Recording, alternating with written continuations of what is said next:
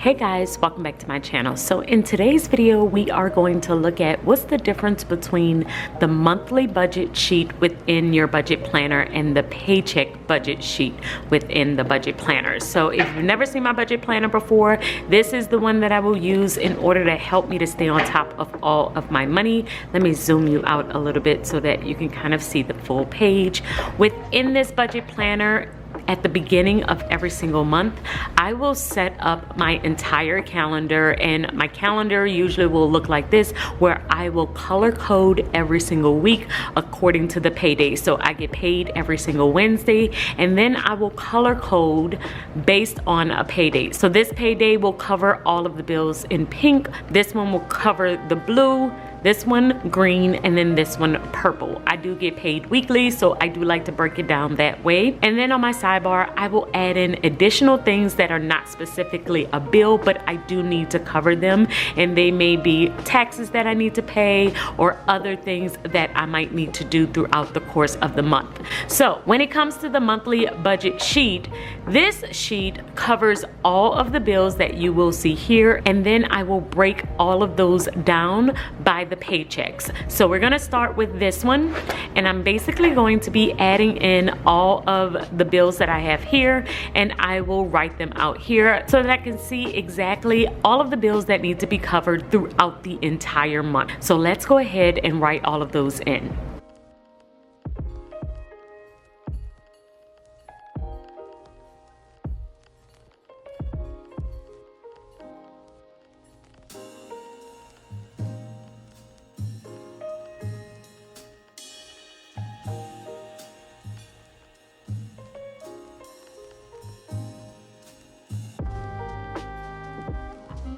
So as you can see, I am starting to run out of space here. So whenever that happens, I usually will add in this sheet here. So this is my monthly budget additional expenses sheet, and I only use it whenever I need it. And I'm going to write in all of the additional expenses here and then add it to the last line here.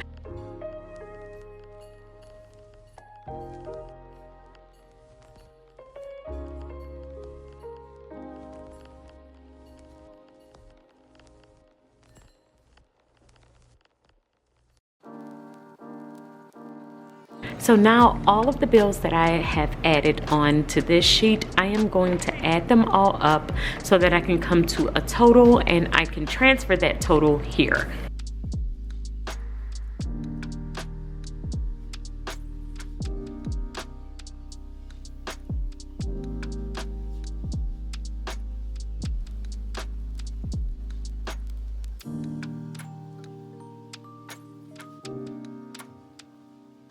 Okay, so now I have added in all of the bills and my variable expenses, which we have food, which is groceries for $800, shopping for $300, and then miscellaneous for $200. This is for anything that could come up throughout the course of the month, like things for my kids, or just if we up and decide to do something fun. I do like to have a little bit of money budgeted for that. And so it's a total of $1,300. And so now we're gonna add in the income for the month, and then we are going to see what we have left over to see if we can allot anything to sinking funds or extra debt payments.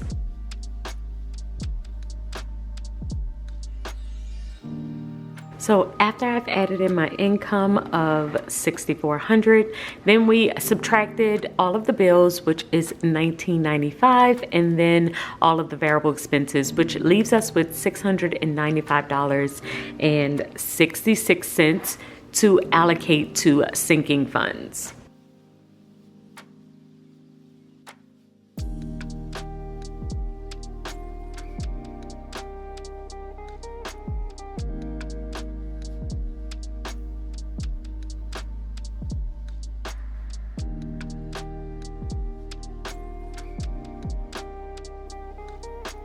once I allocate all of the money to that, we have about $45.66 left over. And I like to keep this within my bill account because I don't like it to go completely to zero. I do have a little cushion in there, but I also don't want the cushion to be completely taken up. I like to keep a little bit more in there. So we're gonna put $45.66 left to that, which means that this would be a zero-based budget. Every dollar has a job. Even if it is just sitting in my account, then I know once I have gotten down to $45.66, that is basically zero. And like I said, I do like to keep a cushion, which I usually keep $500 as a cushion in this account. So the actual balance will be like $544.66. This just helps me in case anything random comes up. So this is how I would do my monthly budget. But the monthly budget is completely based on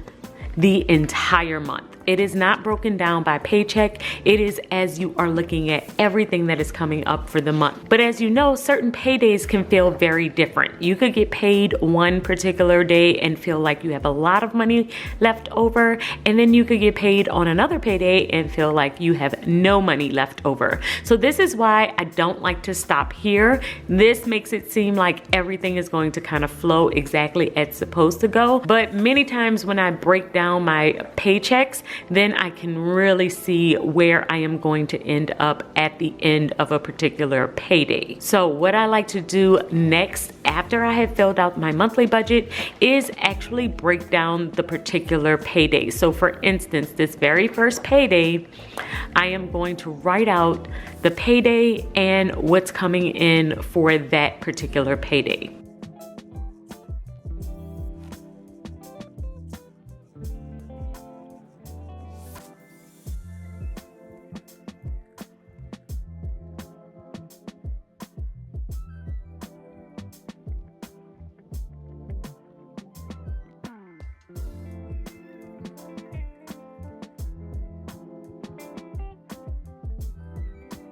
Okay, so as you can see, when you break down the monthly into even the very first paycheck, the numbers were quite different. So the first thing that was very different is the income. So I did get $900 for the very first income, but the second income is not fixed. So even though I was scheduled to get about $700, it actually was $448, which means I had to make some adjustments to my budget.